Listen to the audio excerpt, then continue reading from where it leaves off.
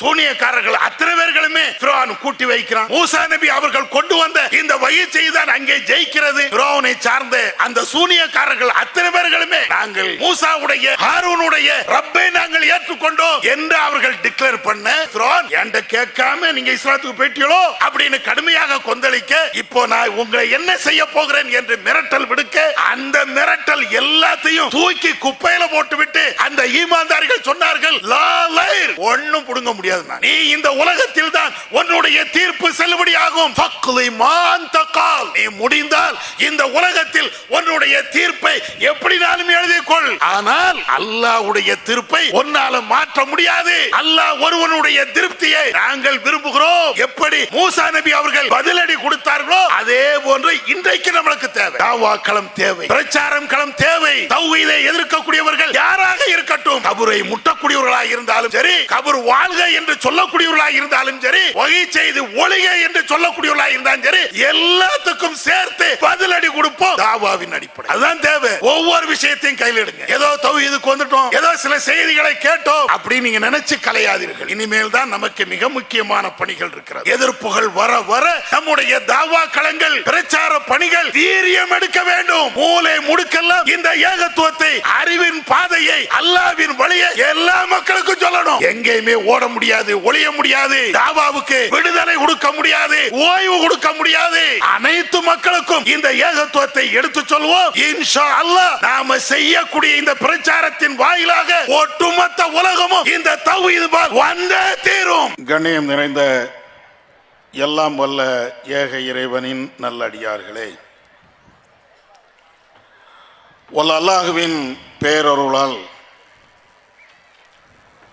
கொங்கு மண்டல மாநாட்டிலே எழுச்சியோடு திரளாக ஆண்களும் பெண்களும் இங்கே குழுமி இருக்கிறோம். இந்த மாநாட்டினுடைய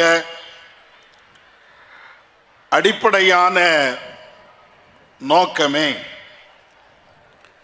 இந்த உலகத்திற்கு ஏகத்துவத்தை, ஏக இறைவன் ஒருவன்தான் என்பதை உணர்த்தக்கூடிய விதத்தில் பல்வேறு தகவல்களை அறிந்து கொண்டு செயலாட்ட வேண்டும் என்பதுதான்.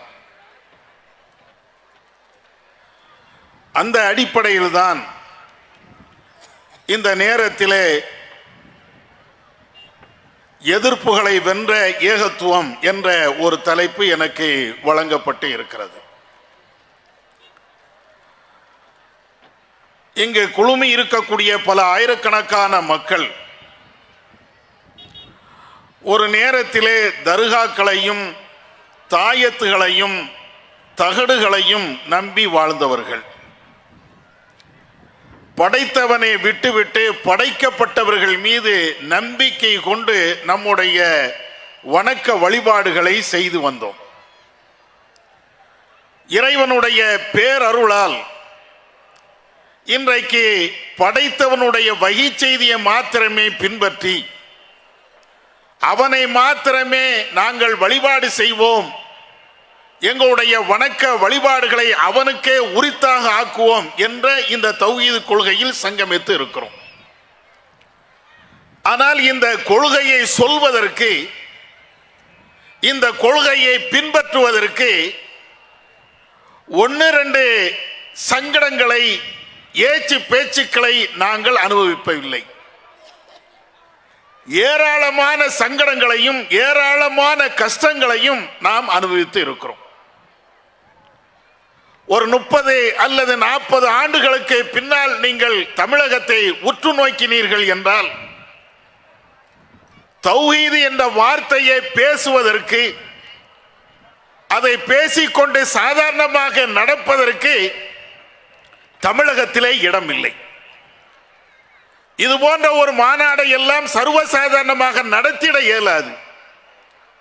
ஏன் ஒரு தெருமுறை கூட்டத்தை கூட நடத்த இயலாது. நம்முடைய வீடுகளிலே ஏகத்துவத்தை சொல்ல வேண்டும் என்பதற்காக வேண்டி ஒரு திருக்குர்ஆனுடைய வகுப்பை கூட நடத்த முடியாத சூழல் ஒரு நேரத்தில் இருந்தது. அவ்வளவு எதிர்ப்பு, அவ்வளவு சங்கடங்கள்.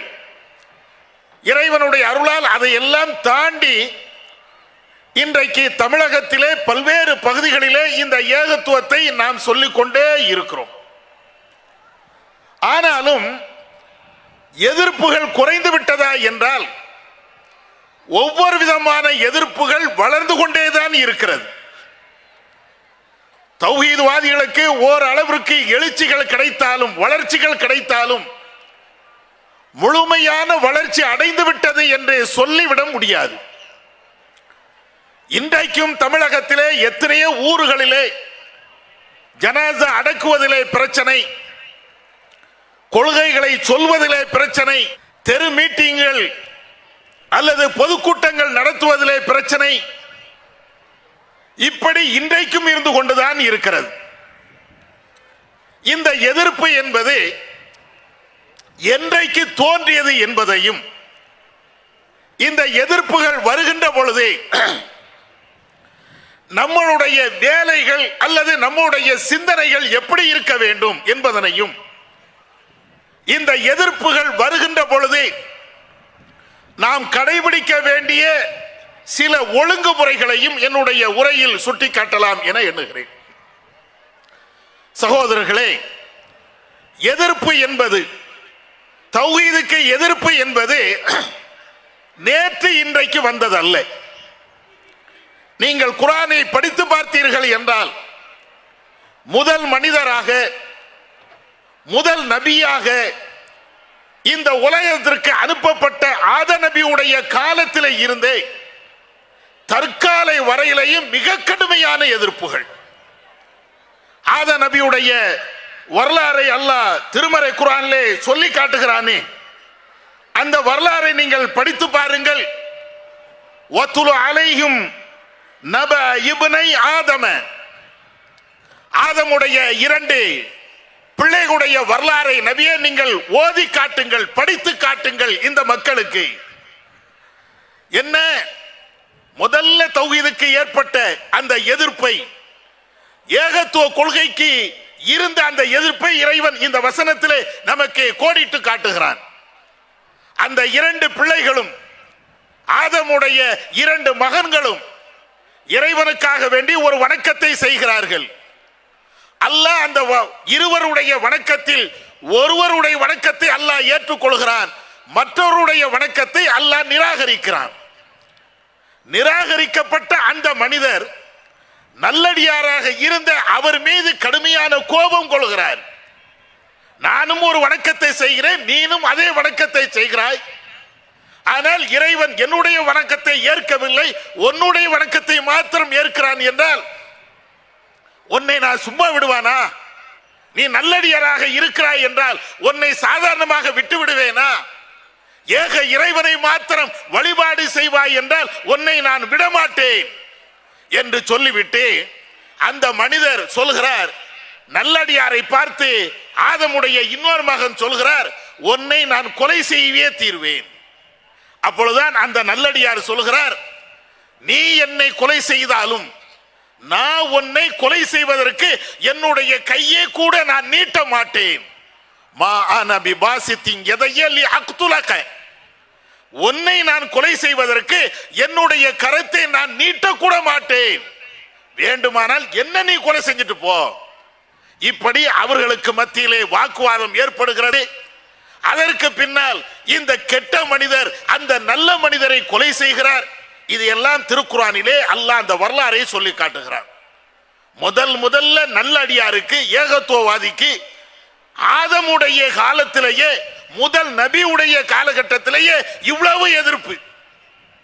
அதே போன்று நூஹ் நபியுடைய காலம், தாவூத் நபியுடைய காலம், ஷுஐப் நபியுடைய காலம், இப்ராஹிம் நபியுடைய காலம், இப்படி நபியுடைய காலம், எல்லா காலத்திலும் நீங்கள் பார்த்தீர்கள் என்றால் எதிர்ப்பு எதிர்ப்பு எதிர்ப்பு, இதுதான் மிச்சம்.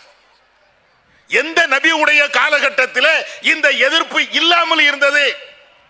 ஏகத்துவ கொள்கையை சொன்ன யாராக இருந்தாலும், நபியாக இருந்தாலும் நல்லடியார்களாக இருந்தாலும், அவர்கள் ஏகத்துவத்தை சொன்னதற்காக வேண்டி எதிர்ப்பை சம்பாதிக்காமல் யாரும் இருந்தது கிடையாது. எல்லா இறை தூதர்களுமே தௌஹீதை சொன்னதற்காக, ஏகத்துவத்தை சொன்னதற்காக பல்வேறு விதமான சங்கடங்களை, பல்வேறு விதமான எதிர்ப்புகளை சந்தித்தார்கள். இன்னும் சொல்ல போனால் சில நபிமார்கள் கொலையே செய்யப்பட்டார்கள். அல்லாஹ் தன்னுடைய திருமறை குர்ஆனிலே சொல்கிறானே, வயக்துலூனன் நபியீன பிகைரி ஹக். எத்தனையோ இறை தூதர்கள் சத்தியத்தை சொன்னதற்காக அநியாயமாக கொலை செய்யப்பட்டார்கள். குர்ஆனுடைய வசனம். அவ்வளவு கடுமையான எதிர்ப்பு.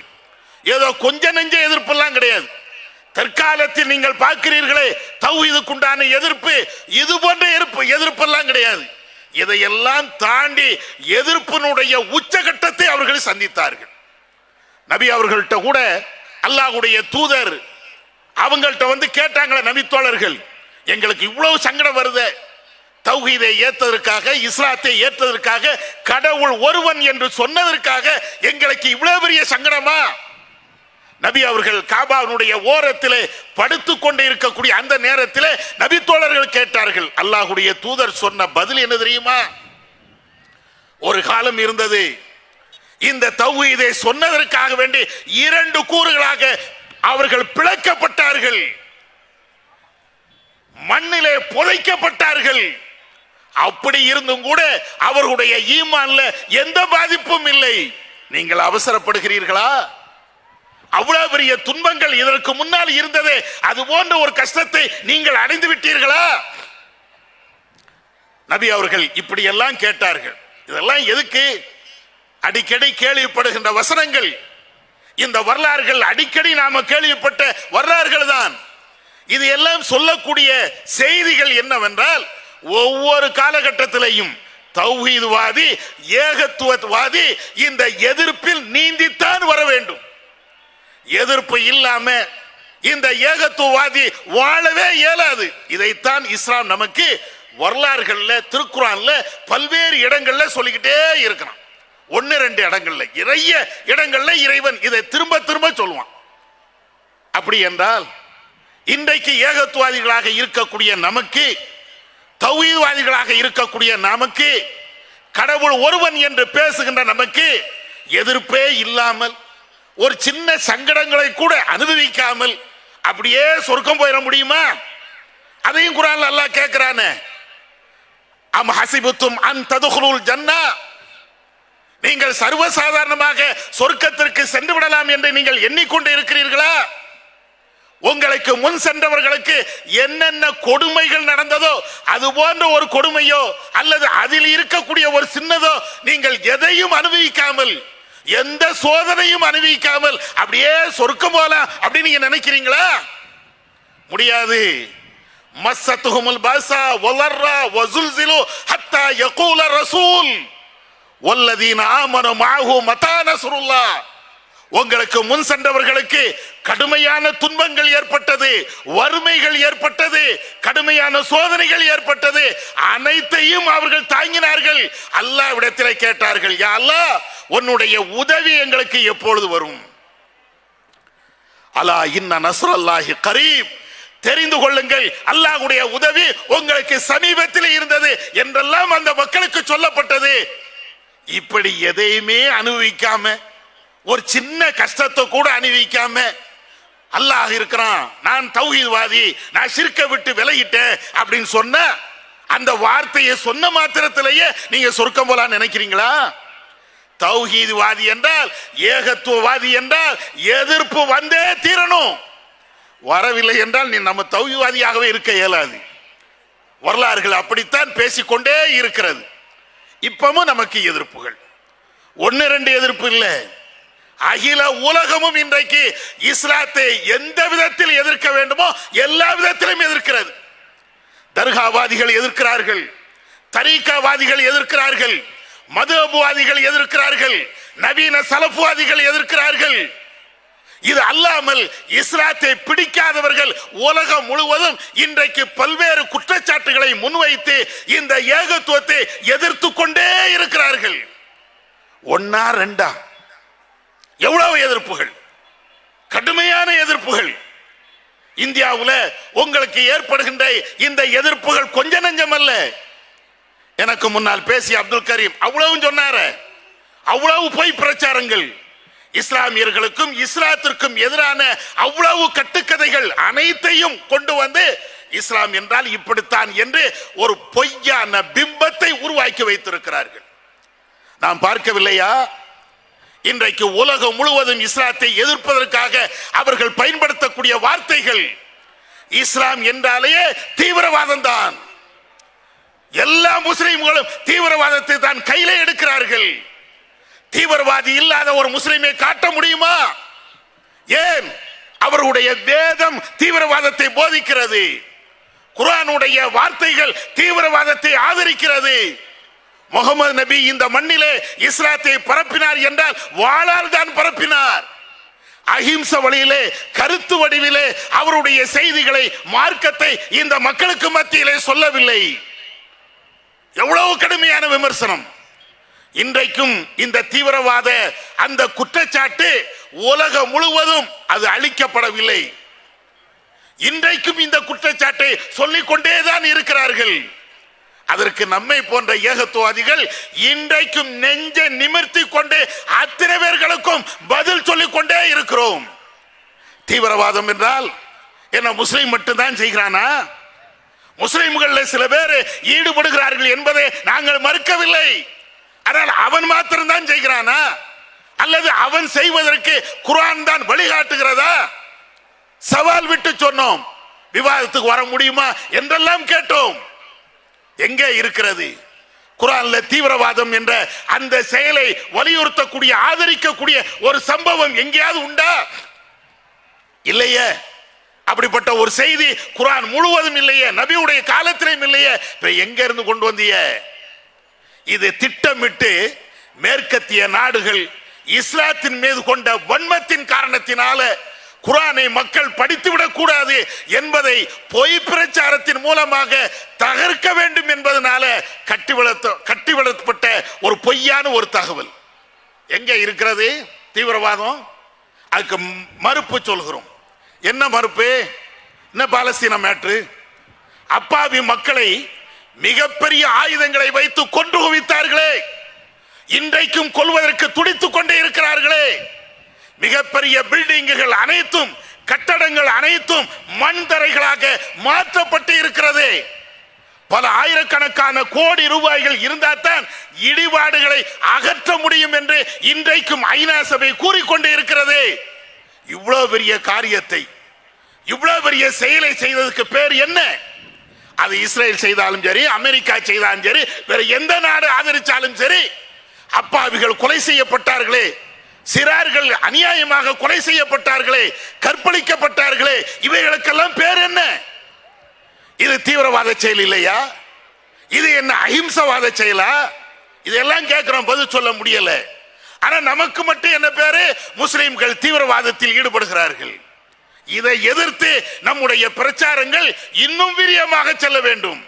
அதோடு நிக்கல, ஒவ்வொரு இடத்திலையும் இந்த இஸ்லாத்துக்கு எதிரான மிக கடுமையான பிரச்சாரம். இப்ப சமீபத்தில் மார்க்கண்டேய கட்ஜு உங்களுக்கெல்லாம் தெரியும், முன்னாள் சுப்ரீம் கோர்ட்டினுடைய நீதிபதியாக இருந்தவர். நைசா ஒரு கருத்தை அப்படியே சமூக வலைதளங்கள்ல அப்படியே பரப்பி விடுகிறார். என்ன செய்தி? என்னிடத்தில் ஒரு வழக்கு வருகிறது, இஸ்லாமிய பெண்கள் கொண்டு வந்த ஒரு வழக்கு. அவரிடத்தில் நான் ஒரு செய்தியை சொன்னேன். உங்களுடைய குர்ஆனுடைய வசனத்துல, திருக்குர்ஆன்ல பெண்களை அடிக்க வேண்டும் என்று இருக்கிறது. இந்த வசனத்தை நீங்க மாத்தினா என்ன? குர்ஆனுடைய ஒரு வசனத்தை, அதுவும் பெண்களை அடிக்க வேண்டும் என்று சொல்லுகின்ற அந்த ஒரு வசனத்தை நீங்கள் மாற்ற வேண்டியதானே? குர்ஆன்ல இருந்து எடுத்துற வேண்டியதானே? உடனே அந்த பொம்பளை சொல்லிச்சா, அது வேத வரிகள், நாங்க அதுல கை வைக்க முடியாது இப்படின்னு அந்த பெண் சொன்னதாக அவர் சமூக வலைதளங்கள்ல இந்த ஒரு செய்தியை பரப்புகிறார். எதுக்கு? என்ன நோக்கம்? அந்த பெண் சொல்லியதா சொல்லலையா அந்த ஆய்வுக்கு போக தேவையில்லை. இதனுடைய கருத்து என்ன? குர்ஆன் பக்கம் நீங்க போயிடாதீங்க, தௌஹீதின் பக்கம் நீங்க போயிடாதீங்க, விரும்பி கூட குர்ஆனை நீங்க படித்து விடாதீர்கள். அது பெண்களுக்கு எதிரான வாசலை திறந்து வைத்திருக்கிறது. பெண்களை அடிக்க வேண்டும் என்று அது சொல்லிக்கொண்டே இருக்கிறது. இதுதான் இப்ப நம்ம என்ன கேட்கிறோம்? குர்ஆன்ல இந்த வசனம் இருக்கிறது என்றால் அந்த வசனத்தை முழுமையாக நீங்க படிங்க, அந்த வசனத்தை முழுமையாக சொல்லுங்க. எப்ப அடிக்க சொல்கிறது, அடிக்க சொல்கிறது என்று மட்டும்தான் இருக்கிறதா? அதற்குள்ள முன்பின் வசனங்கள் என்ன, முன்பின் வார்த்தைகள் என்ன, இது எல்லாவற்றையும் நம்ம அவர்கிட்ட கேட்கிறோம். சரி, இதே மாதிரி இஸ்லாத்தினுடைய வேதத்தில், குர்ஆனுடைய வேதத்தில் பெண்களை அடிக்க சொல்கிறது என்று நீங்கள் குறை கூறுகிறீர்களே, இதை போன்று எல்லா வேதத்தையும் எடுங்க, எல்லா வேதத்திலும் உள்ள அந்த செய்திகளை நீங்க கொண்டு வாங்க. கொண்டு வந்து உங்களுடைய கருத்து சுதந்திரத்தின் அடிப்படையில் இந்த வேதத்தில் பெண்களை பற்றி எப்படி இருக்கிறது, இந்த வேதத்தில் பெண்களை பற்றி எப்படி இருக்கிறது, எல்லாத்தையும் சொல்லுங்க. அப்ப போற போக்குல இந்த ஒரு வசனத்துல பெண்களை அடிக்கணும்னு இருக்குது அப்படின்னு சொல்லிவிட்டு போறது என்ன அர்த்தம்? உங்களுக்கும் எனக்கும் உலக மக்கள் அத்தனை பேர்களுக்கும் அவர்கள் ஒரு செய்தியை சொல்ல வருகிறார்கள். திருக்குர்ஆன் பெண்களை கொடுமைப்படுத்த சொல்கிறது. அதானா? குர்ஆன்ல அல்லாஹ் எப்படி சொல்லி காட்டுகிறான்? பெண்களுக்கும் உங்களை, அதாவது கணவன் மனைவி, அவங்க ரெண்டு பேருக்கும் மத்தியில ஒரு சண்டை ஏற்படுகிறது. எதுக்கு? சும்மா சண்டை இல்ல, ஒழுக்க ரீதியான பிரச்சனை. கணவன் மனைவிக்கு மத்தியில அவங்க யாரா ஒரு ஆளு, அதாவது குறிப்பாக பெண்ணு ஒழுக்க ரீதியாக தவறிழைத்து விட்டார்கள் என்றால், அவர்களுக்கு மத்தியில ஒரு சண்டை சச்சரவு பிரச்சனை ஏற்படுகிறது என்றால், அல்லாஹ் முதல்ல அந்த வசனத்துல சொல்லி காட்டுகிறார், ஃபைலுஹுன்ன, அவங்களுக்கு நீங்க உபதேசம் பண்ணுங்க. அந்த உபதேசம் சொல்லி அந்த பெண்ணை நீங்க நல்வழியின்பால் திருத்துங்க. எடுத்த உடனே பொண்டாட்டி அடி எங்க இருக்குது? மார்க்கண்டேய கஜ்ஜா அவர்களே, நீதிபதி அவர்களே, இது இருக்குதா? அந்த வசனத்தினுடைய முதல் வரியே என்ன?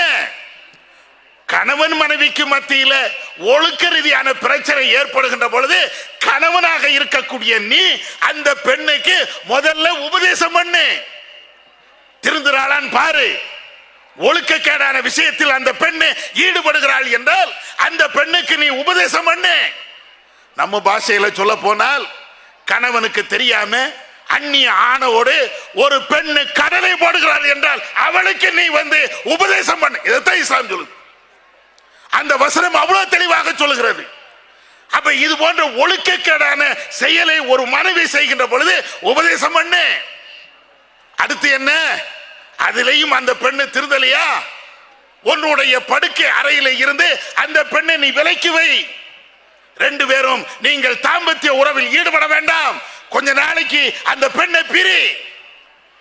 இதுவும் அந்த பெண்ணை கேட்கலையா?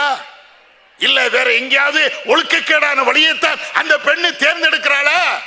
அப்படி இருந்தால் அதற்கு பின்னால் தான் அல்லாஹ் சொன்னா, அந்த பெண்ணை லேசாக அடித்து விடுங்கள். ஏன்? ஒழுக்கக்கேடான ஒரு காரியத்தை செய்யக்கூடிய ஒரு பெண்ணை திருத்தக்கூடிய விதமாக நீ உபதேசம் பண்ணு. படுக்கையில இருந்த திருத்து, அதையும் அவங்க கேட்கலன்னா அந்த பெண்ணை வந்து நீ லேசா அடி. மார்க்கண்டே கட்சி கரெக்டா அதுல என்ன செய்தா தெரியுமா? இது அவங்களுடைய புத்திய அழகா காட்டுதாங்க. நம்ம எல்லாருடைய மொழியாக்கத்திலையும் இந்த லேசாக அப்படிங்கறத பிராக்கெட்ல போட்டிருப்போம். ஏன்? அது ஹதீஸ்ல அந்த விளக்கங்கள் இருக்கிறது. எல்லா ஹதீஸ்களையும் படிச்சு பார்த்தோம் என்றால், அடியுங்கள் என்றால் அது மாடு அடிக்கிற மாதிரி, அடிமையை அடிக்கிற மாதிரி, வேற எவனோ ஒருத்தனை அடிக்கிற அந்த மாதிரி இல்ல, ஒரு அடையாளத்துக்கு அடிக்கக்கூடிய அடி அப்படிங்கறத அந்த ஆயத்தினுடைய கருத்து. இன்ன ஹதீஸ்களை படித்தால் அதுதான் புரியும். அப்ப அந்த அடிப்படையில் எல்லாருமே லேசாக அப்படிங்கக்கூடிய வார்த்தையை பிராக்கெட்ல போட்டு அடியுங்கள். இவர் என்ன செய்வாரு?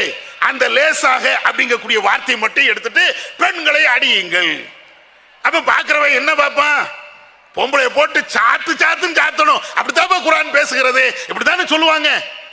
ஆனால் இறைவன் சொல்லக்கூடிய அந்த அடி என்பது ஹதீஸை வைத்து நீங்கள் புரிந்து கொண்டால் நிறைய விளக்கங்கள். உதாரணத்திற்கு ஒன்ன சொல்றேன். நபிகள் நாயகம் ஸல்லல்லாஹு அலைஹி வஸல்லம் அவர்கள் சொல்வார்கள், உங்களுடைய மனைவிமார்களிடத்தில், பெண்களிடத்தில் நீங்கள் நீதமாக நடந்து கொள்ளுங்கள். நீங்கள் எதை சாப்பிடுகிறீர்களோ அதையே அந்த பெண்ணுக்கு கொடுங்க. நீங்கள் எதை ஆடையாக அணுகிறீர்களோ அந்த பெண்ணுக்கும் ஆடை வாங்கி கொடுங்க அப்படின்னு சொல்லும் போது அல்லாஹ்வுடைய தூதர் சொல்வார்கள், உன்னுடைய மனைவியிடத்தில் நீ வெறுக்க தகுந்த ஒரு காரியத்தை கண்டால் அவளுடைய முகத்தில் அடிக்காத. இன்னொரு ஹதீஸ்ல உன்னுடைய மனைவியிடத்தில் வெறுக்க தகுந்த காரியத்தை நீ கண்டால் அவளை ஒரு அடிமையை அடிப்பது போன்று நீ அடிக்காத ரசூலுல்லாஹ் சொல்றாங்க. இன்னொரு ஹதீஸ்ல நீ அந்த பெண்ணிடத்தில் வேற விஷயமாக ஒழுக்கக்கேடான விஷயத்தை நீ பார்த்தால் அந்த பெண்ணை பகிரங்கமாக பொதுமக்கள் நடமாடக்கூடிய இடத்துல அந்த பெண்ணை நீ வெறுக்காத. எத்தனை செய்தி! மனைவி அடினோன்னு மாட்டை அடிச்ச மாதிரி அடிக்கணுமா? ஒரு அடிமையை அடிச்ச மாதிரி அடிக்கணுமா? ஒரு விரோதி அடிச்ச மாதிரி அடிக்கணுமா? இல்ல. ஒரு அடையாளத்துக்காக, ஒரு பயத்திற்காக, இதற்காக நீ செய். இல்லன்னா அந்த பெண்ணை இவனோட ஓடி போடுவா. அதைத்தான் கட்சி போன்ற ஆட்கள் விரும்புகிறார்களா? ஒரு மனைவி ஒரு கணவனோடு வாழுகின்ற ஒரு குடும்பத்து பெண்ணு எவனோடு ஓடணும், அப்படிதான் நீங்க விரும்புறீங்களா? அதை தடுக்க வேண்டாமா? அதே நேரத்தில் குடும்பத்தோடு வாழ வேண்டும் என்ற ஒரு நிலையை உருவாக்க வேண்டாமா? இதுக்கு இஸ்லாம் இவ்வளவு எளிமையான வழிமுறைகளை சொல்லி தருகிறது. ஆனாலும் அவங்க அதையெல்லாம் பார்க்க மாட்டாங்க. இஸ்லாத்தை, குர்ஆனை, வேதத்தை கொச்சைப்படுத்த வேண்டும் என்பதுதான் அவங்களுடைய செயல் திட்டம்.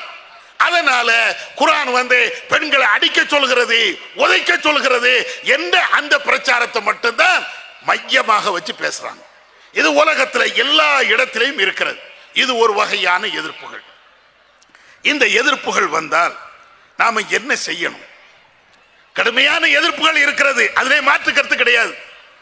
தௌஹீதுக்கு என்பது முஸ்லிம்கள்டையும் எதிர்ப்பு இருக்கிறது, முஸ்லிம் அல்லாத இன்ன பிற மக்கள்கிட்டையும் இந்த எதிர்ப்பு இருக்கிறது. இந்த எதிர்ப்புகள் வந்தால் என்ன செய்யணும்? சில முஸ்லிம்கள் இதை போன்ற எதிர்ப்பு வந்த உடனே உணர்ச்சி வசப்படுவாங்க. ஏய் குர்ஆன நீ பேசிட்டியா, வந்து பார், போய் பார், வெட்டுவேன், குத்துவேன். சில பேர் உணர்ச்சி வசப்பட்டு ஏதாவது பேசுறது. முகமது நபி யாராவது பேசிட்டாங்களா, வந்து பார். அல்லது இன்ன பிற மத கடவுள்களை கடுமையாக பேசுவது. முகமது நபி அவர்கள் ஆயிஷாவோடு அவங்க வாழ்ந்தாங்க என்றால் கொச்சத்தனமாக பேசுகிறார்கள். சிறுமியை திருமணம் பண்ணி விட்டார் என்றெல்லாம் மிக கடுமையாக விமர்சனம் பண்ணுகிறார்கள் என்றால் அதுக்கு பதில் என்ன? அவர்களுடைய மத நம்பிக்கையை கொச்சைப்படுத்துவதா? அவர்களுடைய கடவுளை கொச்சைப்படுத்துவதா? இல்ல. மார்க்கம் இது போன்ற எதிர்ப்புகள் வருகின்ற பொழுது அதை எப்படி கையாள வேண்டும், எந்த விதத்தில் கையாள வேண்டும் அழகாக நமக்கு வழிகாட்டுகிறது. உணர்ச்சி வசப்படக்கூடாது, கோபத்தில் கொந்தளிக்க கூடாது. எவ்வளவு பெரிய எதிர்ப்புகள் வந்தாலும் உன்னுடைய அறிவை பயன்படுத்து, உன்னுடைய சிந்தனையை பயன்படுத்து, உன்னுடைய வேத வரிகளை பயன்படுத்து. எல்லா எதிர்ப்புகளும் அப்படியே அடங்கி போயிடும். இதற்கு மாற்றமாக அறிவை பயன்படுத்தாமல் அறிவாளை பயன்படுத்துறோம் என்றால் ஒட்டுமொத்த முஸ்லிம்களுக்கு தான் கேடு. அதைத்தான் அவங்க எதிர்பார்க்கிறாங்க. ஏதாவது ஒரு பிரச்சனை கிளப்பி விடணும், பொய்களை கிளப்பி விடணும், நம்ம உணர்ச்சி வசப்படணும். அதனால இந்து முஸ்லிம்களுக்கு மத்தியில அல்லது இந்து கிறிஸ்தவர்களுக்கு மத்தியில மிகப்பெரிய கலவரம் ஏற்படணும். இதைத்தான் அவங்க விரும்புறாங்க. ஆனா இஸ்லாம் அதை விரும்பல. எவ்வளவு எதிர்ப்பு வரட்டுமே, அந்த எதிர்ப்புகள் வருகின்ற பொழுது நீங்கள் கடைபிடிக்க வேண்டிய ஒரு அற்புதமான ஒரு வழி வாதத்திற்கு வாதம். இப்ராஹிம் நபி நமக்கெல்லாம் முன்மாதிரி. அந்த இப்ராஹிம் நபி அவர்கள் இது போன்ற எதிர்ப்புகள் வருகின்ற பொழுது எவ்வளவு அற்புதமாக அந்த வாதத்தை எடுத்து வைக்கிறார்கள் என்று நீங்க பாருங்க. சூரத்துல் பக்ராவிலே இறைவன் சொல்லி காட்டுகிறான், அலம் தர இலல்லதி ஹாஜ்ஜ இப்ராஹிம ஃபீ ரப்பிஹி அன் ஆதாஹுல்லாஹுல் முல்க். மிகப்பெரிய ஆட்சியாளன் இப்ராஹிம் நபி இடத்திலே அல்லாஹ்வை பற்றி, தௌஹீதை பற்றி, வேதத்தை பற்றி தர்க்கம் செய்தானே, இந்த வரலாறு தெரியுமா? நபி அவர்களுக்கு அல்லாஹ் சொல்லி காட்டுகிறான், அலம் தர இலல்லதி ஹாஜ்ஜ இப்ராஹிம. ரஹ்மானை பற்றி, அல்லாஹ்வை பற்றி ஒரு மிகப்பெரிய மன்னன் இப்ராஹிம் நபி இடத்துல ஒரு தர்க்கம் பண்ணான, வேறு வேறு அவதூறுகளை எல்லாம் பேசினான, அந்த வரலாறு உங்களுக்கு தெரியுமா? அது அல்லாஹ் சொல்லும் போது இப்ராஹிம் நபி அவர்கள் சொல்லி காட்டுகிறார்கள், என்னுடைய ரப்பு அவன்தான் உயிரை கொடுக்கக்கூடியவன், உயிரை எடுக்கக்கூடியவன். என் ரப்புக்கு அவ்வளவு பெரிய ஆற்றல் இருக்கிறது இப்ராஹிம் நபி சொல்கிறார்கள். உடனே அந்த மன்னன் சொல்கிறான், அப்படி என்றால் எனக்கும் அந்த ஆற்றல் இருக்கிறது. ஒரு மனுஷனுக்கு வாழ்வை கொடுப்பேன், ஒரு மனுஷனுக்கு மரணத்தை கொடுப்பேன். இந்த ஆற்றல் எனக்கு இருக்கிறது. அப்படின்னா என்ன அர்த்தம்? நீ யாரை அல்லாஹ் என்று சொல்கிறாயோ, கடவுள் என்று சொல்கிறாயோ, கடவுளுக்கு இருக்க வேண்டிய தன்மை என்று எதை நீ சொல்கிறாயோ அதே தன்மை எனக்கும் இருக்கிறது, நானும் கடவுள். அப்படி சொல்லுகின்ற அந்த நேரத்தில் தான் இப்ராஹிம் நபி அவர்கள் கொந்தளிக்கல, கோபப்படல, ஆத்திரப்படல. நீ என்னுடைய கடவுளை பற்றி இழிவாக பேசுகிறாயா என்ற வார்த்தை பிரயோகம் அவங்கள்ட்ட வரல. அழகான முறையில், அற்புதமான முறையில், அழகான முறையில் ஒரு வாதத்தை எடுத்து வைக்கிறாங்க. அப்படியா? என்னுடைய அல்லாஹ் கடவுள் கிழக்கு திசையில இருந்து அந்த சூரியனை உதயமாக கொண்டு வருகிறான். நீங்கள் கடவுள் என்றால் அதை மேற்கு திசையில இருந்து கொண்டு வாங்க. வாதத்திற்கு வாதம், தர்க்கத்திற்கு தர்க்கம், கருத்துக்கு கருத்து. நீ கடவுள் தானே, உன்னால் ஆக்க முடியும், உன்னால் அழிக்க முடியும், உன்னால் எதையும் செய்ய முடியும். எனவே கடவுள் என்றால் சூரியனை மேற்கில் இருந்து உதைக்கு செய்.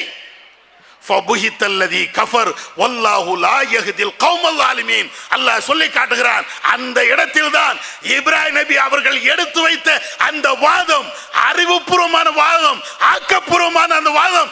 இந்த வாதத்தை கேட்ட மாத்திரத்திலேயே அந்த காபிர் வாய் பொத்தி விட்டான். மறு பேச்சு பேச முடியல. இதுதான் வேணும், இதுதான் வேணும். இன்னைக்கு உலகம் முழுவதும் இஸ்லாத்தை எதிர்க்கிறார்களா? தௌஹீதை எதிர்க்கிறார்களா? குர்ஆனை விமர்சனம் பண்ணுகிறார்களா? இறைவனை திட்டுகிறார்களா? கோபப்பட தேவையில்லை, ஆத்திரப்பட தேவையில்லை. மார்க்கண்டே, கட்ஜே போன்ற எத்தனை பேர்கள் குர்ஆனுடைய வசனத்தை தவறாக புரிந்து கொண்டு மக்களுக்கு மத்தியில குர்ஆன் தான் தப்பான வழிகாட்டுகிறது என்ற செய்தியை சொல்கிறார்களா? கோபப்பட வேண்டாம். அழகான முறையில் அதற்கு தர்க்க ரீதியாக, கருத்து ரீதியாக நீங்கள் எடுத்து சொல்லுங்கள். நீங்கள் எடுத்து சொல்லுகின்ற பொழுது அங்கேதான் இஸ்லாம் ஜெயிக்கும், தௌஹீது வளரும். அதுதான் வேணும். கோபப்பட்டதுனால, ஆத்திரப்பட்டதுனால இழப்பு நமக்கு தானே தவிர அவர்களுக்கு அல்ல. இது இப்ராஹிம் நபியுடைய வரலாறு மாத்திரம் அல்ல, மூசா நபியுடைய வரலாறு. அங்கே நீங்க எடுத்து பாருங்களேன். ஃபிரௌன் கேட்கிறான், ஒமா ரப்புல் ஆலமீன், கடவுள்னா யாரப்பா? அகிலத்தார்களுக்கெல்லாம் இறைவன் என்று நீ பேசுகிறாயே, அந்த கடவுள் யார்? அப்பதான் இவ மூசா நபி அவங்க சொல்றாங்க, ரப்பு சமாவாத்தி வல்லர், வானங்கள் பூமி எல்லாத்தையும் படைத்தவன் அல்லாஹ். அவன் தான் அல்லாஹ். இந்த சூரியனை படைத்தவன், சந்திரனை படைத்தவன், நட்சத்திரங்களை படைத்தவன், கோள்களை படைத்தவன், ஒன்னை படைத்தவன், என்னை படைத்தவன், இந்த உலகத்தில் இருக்கக்கூடிய அனைத்தையும் படைத்தவன் அவன் தான் ரப்பு. ஒன்னே ஃபிரௌன் பக்கத்தில் இருக்கக்கூடிய ஆட்களை எல்லாம் பார்த்து கிறுக்கன் என்ன பேசுறான் தெரியுதா, நக்கல் அடிக்கிறான். மூசா நபி விடல, அதோடு விடல. என்னுடைய ரப்புதான் இதற்கு எல்லாவற்றுக்கும் ஆற்றல். திரும்ப திரும்ப இறைவனுடைய வகை செய்தியை சொல்கிறார்கள். ஒரு கட்டத்தில் ஃபிரௌனால பேச முடியல, பேச முடியல. என்ன சொல்றான் தெரியுமா? நீ இப்படியே பேசிக்கிட்டே இருந்தால், என்னுடைய வாதத்தை மழுங்கடிக்க செய்து கொண்டே இருந்தால் உன்னை சிறையில் அடிப்பேன். பாத்தில் கொள்கை உள்ள யாராக இருந்தாலும் வாதத்திற்கு பதில் அளிக்க முடியவில்லை என்றால் அவங்கள்ட்ட இருந்து வருகின்ற பதில் வார்த்தை என்ன தெரியுமா? அடக்குமுறை. நீ ஏகத்துவத்தில் இருக்கிறியா? குர்ஆனை கடைபிடிக்கிறியா? வஹி மட்டும்தான் மார்க்கம் என்று சொல்கிறாயா? அதற்கு தர்க்க ரீதியான வாதங்களை நீங்கள் வைக்க வைக்க அவர்களால் பதில் சொல்ல முடியவில்லை என்றால் உன்னை என்ன செய்யறன் பார். இதுதான். இது ஃபிரௌனுடைய காலத்தில் இருந்து நபியுடைய காலத்தில் இருந்து தற்கால வரையிலும் இருக்கக்கூடிய மிக பயங்கரமான எதிர்ப்பு. அப்பமும் இப்ராஹிம் நபி, மூசா நபி விட்டு வைக்கல. அதையும் தாண்டி என் அத்தாட்சிகள் இருக்கிறது, இறைவன் தந்த அற்புதங்கள் இருக்கிறது, அது எல்லாத்தையும் முன் வைக்கிறாங்க.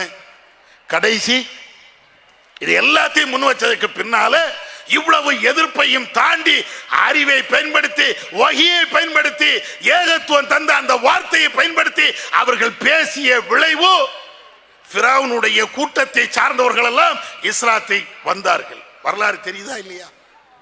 வரலாறுல அப்படித்தானே அல்லாஹ் சொல்லி காட்டுகிறான். எந்த அளவுக்கு என்றால் சூனியக்காரர்கள் அத்தனை பேர்களுமே ஃபிரௌன் கூட்டி வைக்கிறான். அவர்களால் ஒன்றும் செய்ய முடியவில்லை. மூசா நபி அவர்கள் கொண்டு வந்த இந்த வகை செய்தான் அங்கே ஜெயிக்கிறது. இந்த ஜெயிப்பை பார்த்த மாத்திரத்திலேயே ஃபிரௌனை சார்ந்த அந்த சூனியக்காரர்கள் அத்தனை பேர்களுமே நாங்கள் இறைவனை ஏற்றுக்கொண்டோம். ரப்பி மூசா வ ஹாரூன், மூசாவுடைய ஹாரூனுடைய ரப்பை நாங்கள் ஏற்றுக்கொண்டோம் என்று அவர்கள் டிக்ளேர் பண்ண இருக்கக்கூடிய ஃபிரௌன் மிக கடுமையாக கொந்தளிக்கலையா?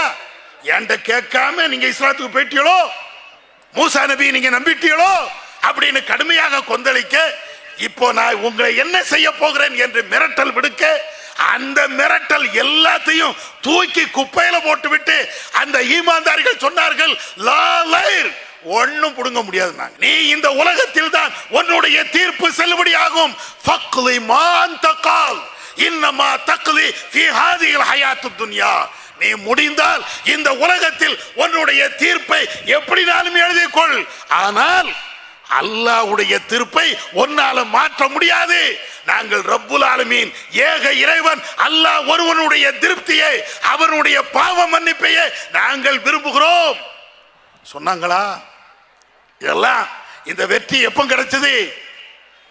கோபப்பட்டதுனால இல்ல, ஆத்திரப்பட்டதுனால இல்ல, புத்தியை தீட்டாமல் கொச்சத்தனமாக பேசுவதனால இல்ல, அறிவின் அடிப்படையில் வகையின் அடிப்படையில் பேசினார்கள். அதனுடைய விளைவு மிகப்பெரிய ஆட்சி அதிகாரங்கள் அதே மூசா நபியுடைய கையில் வருது. இதுதான் யதார்த்தம். அதனால ஏகத்துவத்திற்கு எல்லா காலத்திலும் எதிர்ப்பு வரும். அந்த எதிர்ப்பை சமாளிப்பது, அந்த எதிர்ப்பை வெல்லுவது ஒரே ஒரு வழிதான். மார்க்கம் கற்றுத்தந்த அடிப்படையில், மார்க்கம் சொல்லக்கூடிய வழிமுறையின் அடிப்படையில் நீங்கள் பதில் சொன்னா போதும். இன்னைக்கும் அதுதான் தேவை. இப்ராஹிம் நபி அவர்கள் எப்படி தன்னுடைய வாதங்களை குர்ஆன் ஹதீஸ் அடிப்படையில், வஹீயின் அடிப்படையில் அவர்கள் சொன்னார்களோ, மூசா நபி அவர்கள் எப்படி வஹீயின் அடிப்படையில் எதிரிகளுக்கு அவர்கள் வைக்கக்கூடிய பொய் பிரச்சாரத்திற்கு பதிலடி கொடுத்தார்களோ, அதே போன்று இன்றைக்கு நம்மளுக்கு தேவை. தாவா களம் தேவை, பிரச்சாரம் களம் தேவை. நம்மை எதிர்க்கக்கூடிய, தௌஹீதை எதிர்க்கக்கூடியவர்கள் யாராக இருக்கட்டும், அது கபரை முட்டக்கூடியவர்களாக இருந்தாலும் சரி, கபர் வாழ்க என்று சொல்லக்கூடியவர்களாக இருந்தாலும் சரி, வகை செய்து ஒளிக என்று சொல்லக்கூடியவர்களாக இருந்தாலும் சரி, எல்லாத்துக்கும் சேர்த்து பதிலடி கொடுப்போம் தாவாவின் அடிப்படையில். அதுதான் தேவை. ஒவ்வொரு விஷயத்தையும் கையில் எடுங்க. ஏதோ தௌஹீதுக்கு வந்துட்டோம், மாநாட்டுக்கு வந்து விட்டோம், ஏதோ சில செய்திகளை கேட்டோம் அப்படி நீங்க நினைச்சு கலையாதீர்கள். இனிமேல் தான் நமக்கு மிக முக்கியமான பணிகள் இருக்கிறது. எதிர்ப்புகள் வர வர நம்முடைய தாவா களங்கள், பிரச்சார பணிகள் வீரியம் எடுக்க வேண்டும். மூலை முடுக்கெல்லாம் இந்த ஏகத்துவத்தை, அறிவின் பாதையை, அல்லாஹ்வின் வழியை எல்லா மக்களுக்கும் சொல்லணும். எங்கேயுமே ஓட முடியாது, ஒளிய முடியாது. தாவாவுக்கு விடுதலை கொடுக்க முடியாது, ஓய்வு கொடுக்க முடியாது. இந்த தாவா தான் நமக்கு இப்பொழுது தேவை. எதிர்ப்புகள் வளர வளர ஏகத்துவம் வளர்ந்து கொண்டே இருக்கும். அது தாவாவின் அடிப்படையில். அந்த அடிப்படையில் நம்முடைய தாவா களத்தை வீரியமாக அமைத்துக் கொள்வோம். அனைத்து மக்களுக்கும் இந்த ஏகத்துவத்தை எடுத்து சொல்வோம். இன்ஷா அல்லாஹ் நாம செய்யக்கூடிய இந்த பிரச்சாரத்தின் வாயிலாக ஒட்டுமொத்த உலகமும் இந்த தௌஹீத் பால் வந்தே தீரும். அல்லாஹ் குர்ஆனிலே சொல்லி காட்டுகிறானே, அவனுடைய ஒளியை உங்களால், உங்களுடைய வாயினால் ஊதி அணைக்க முடியாது. அல்லாஹ் தன்னுடைய ஒளியை நிறைவேற்றியே தீர்வான் என்று இறைவன் நமக்கு வாக்குறுதி தருகிறானே. அந்த வாக்குறுதியை மெய்ப்படுத்தக்கூடிய விதமாக நம்முடைய தாவா களத்தை அமைத்துக் கொள்வோம். வல்லாஹ் நம் அனைவர்களுக்கும் அருள் செய்வானாக. வாஹிர் தாவானா அல்ஹம்துலில்லாஹி ரப்பில்